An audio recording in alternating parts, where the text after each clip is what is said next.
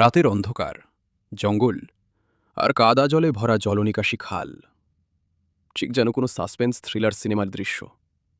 কিন্তু না, এ কোনো সিনেমার গল্প নয়। দক্ষিণ ২৪ পরগনার মগরাহাটে পুলিশি অভিযানের বাস্তব চিত্র। গোপন সূত্রে খবর ছিল সুযোগ পেলেই পাচার হয়ে যাবে বিপুল অঙ্কের মাদক। আর সেই খবর পাওয়া মাত্রই এক মুহূর্ত সময় নষ্ট না করে গভীর রাতে অভিযানে নামল মগরাহাট থানার বিশাল পুলিশ বাহিনী। খালের জলে নেমে মাঠ ঘাট পেরিয়ে একের পর এক উদ্ধার হল মোট ৫টি বস্তা। আর সেই বস্তার সিল খুলতেই চক্ষু চড়ক গাছ তদন্তকারীদের। প্যাকেট খুলতেই বেরিয়ে এলো বিপুল পরিমাণ গাঁজা, যার মোট ওজন ১২২ কেজি, যার বাজার মূল্য আনুমানিক প্রায় ৫ কোটি টাকা। কিভাবে চলল এই মেগা অপারেশন? সিআই শাহাবুদ্দিন মণ্ডল ও মগরাহাট থানার ওসি সজল কুমার রায়ের নেতৃত্বে এবং সাব ইন্সপেক্টর সৈকত রায়ের নিখুঁত তদন্তে এই অভিযান পরিচালিত হয়। পুলিশের এই ঝটিতিহানায় কিন্তু কেবল মাদক উদ্ধারেই ইতি পড়েনি, আটক ২ সন্দেহভাজন। ঘটনার পরপরই দুজনকে আটক করে জিজ্ঞাসাবাদ শুরু করেছে পুলিশ। আদালতে পেশ। আজ শনিবারই ধৃতদের পেশ করা হচ্ছে ডায়মন্ড হারবার আদালতে। পুলিশ সুপারের স্পষ্ট বার্তা। এই সাফল্য নিয়ে আয়োজিত এক সাংবাদিক সম্মেলনে উপস্থিত ছিলেন ডায়মন্ড হারবারের উচ্চপদস্থ পুলিশ কর্তারা। জেলা পুলিশ সুপার চন্দ্রশেখর বর্ধন সাফ জানিয়ে দিয়েছেন, জেলা থেকে মাদকের কারবার পুরোপুরি উপড়ে ফেলতে পুলিশি অভিযান আরও জোরদার করা হবে।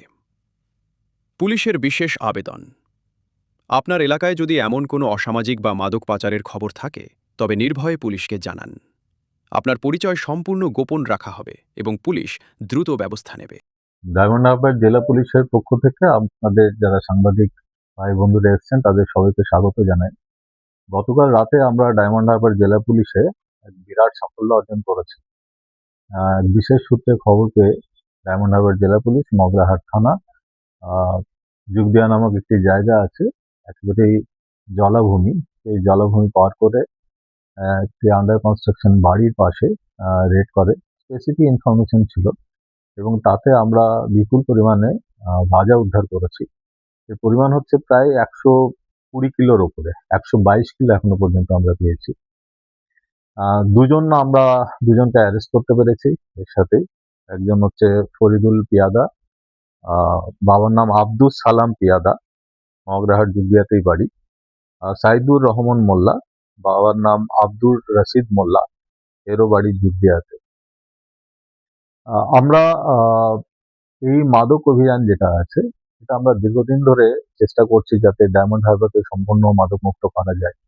আপনারা জানেন যে পশ্চিমবঙ্গ সরকারের এটা একটা প্রতিশ্রুতি সাধারণ মানুষকে, যা আমরা পশ্চিমবঙ্গকে মাদক মুক্ত করতে চাই এবং সরকারের এই মহৎ উদ্দেশ্যকেই আমরা চরিতার্থ করার জন্য, বাস্তবায়িত করার জন্য আমরা দিন রাত পরিশ্রম করছি।